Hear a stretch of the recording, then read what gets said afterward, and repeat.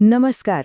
તો બોર્ડની પરીક્ષાઓ હવે એકદમ નજીક આવી ગઈ છે અને મને ખબર છે આ સમય થોડો ટેન્શનવાળો હોઈ શકે છે. એટલે જ આજે આપણે આ છેલ્લા દિવસો માટે એકદમ ક્લિયર કટ સ્ટ્રેટેજી અને થોડા મોટિવેશન વિશે વાત કરવાના છીએ. હા, સાચી વાત છે. હવે તો દિવસો ગણાઈ રહ્યા છે અને આ સમયે થોડો તણાવ કે દબાણ ફીલ થાય એ એકદમ નોર્મલ છે. બધાના મનમાં એક જ સવાલ હોય છે કે હવે શું, આટલા ઓછા સમયમાં શું કરવું? પણ એક વાત છે ને, એ ખાસ યાદ રાખજો, આ સમય ડરવાનો બિલકુલ નથી, બલકે આ તો એ સમય છે જ્યારે આખા વર્ષની મહેનતને સફળતામાં બદલવાની છે. આને એક બોજ તરીકે નહીં, પણ એક સુવર્ણ તક તરીકે જુઓ. તો ચાલો હવે આપણે સીધા મુદ્દા પર આવીએ. આપણી વિનિંગ સ્ટ્રેટેજી શું હોવી જોઈએ? સફળતા માટે એકદમ ક્લિયર ગેમ પ્લાન કેવો હોવો જોઈએ? ઓકે, તો આ 6 સ્ટેપ્સ તમારી તૈયારીને એકદમ સોલિડ બનાવશે. સૌથી પહેલું અને સૌથી ઇમ્પોર્ટન્ટ, ફક્ત અને ફક્ત રિવિઝન. જે પણ વાંચ્યું છે એને પાકું કરો. નવું કંઈ પણ વાંચવા જશો ને તો કન્ફ્યુઝન વધશે. બીજું, પ્રેક્ટિસ. ખાસ કરીને મેથ્સ અને સાયન્સ જેવા વિષયોમાં જે ઇમ્પોર્ટન્ટ સવાલો છે, જે ડાયાગ્રામ્સ છે, એની વારંવાર પ્રેક્ટિસ કરો. ત્રીજી વાત, લખીને યાદ રાખો.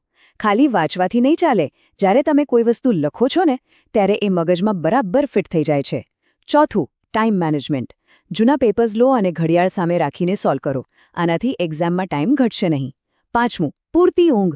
ઉજાગરા કરવાથી યાદશક્તિ નબળી પડે છે એટલે રાત્રે મસ્ત 7-8 કલાકની ઊંઘ તો લેવાની જ. અને છેલ્લે છઠ્ઠું, પોઝિટિવ રહો.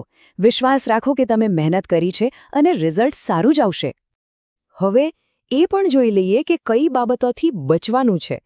આ કોઈ નિયમો નથી આ તો બસ તમારી આખા વર્ષની મહેનત પાણીમાં ન જાય ને એના માટેની કેટલીક ટિપ્સ છે. તો અમુક ભૂલો છે જે આપણે ટાળવાની છે. પહેલું તો છેલ્લી ઘડીએ કોઈ નવું ચેપ્ટર શરૂ ના કરતા. એનાથી ખાલી ગભરાટ જ વધશે. બીજું, દોસ્તો સાથે માર્ક્સની સરખામણી કરવાનું બંધ કરી દો. દરેકની તૈયારી અલગ અલગ હોય છે, એટલે ફક્ત પોતાના પર જ ફોકસ કરો. અને હા, સોશિયલ મીડિયા, એનાથી તો થોડા દિવસ દૂર જ રહેજો. એ તમારો ટાઈમ અને એનર્જી બંને ખાઈ જશે. મનમાં ડર અને ટેન્શનને ઘર ના કરવા દો. ઊંડા શ્વાસ લો અને પોતાની મહેનત પર ભરોસો રાખો. અને હા, સૌથી અગત્યનું, એક્ઝામની આગલી રાત્રે તો પૂરતી ઊંઘ લેવાની જ છે. મગજને આરામ આપવું ખૂબ જ જરૂરી છે. ચાલો હવે વાત કરીએ સૌથી અગત્યની બાબતની, અને એ છે મોટિવેશન.